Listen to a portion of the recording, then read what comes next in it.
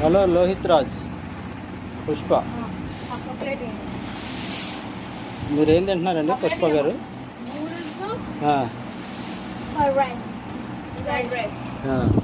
ఎలా ఉంది టేస్ట్?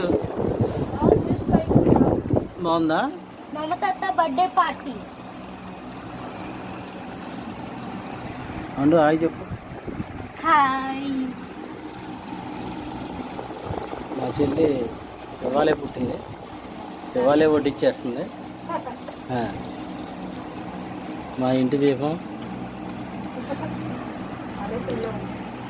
మా ఇంటి పెద్ద ఆయన.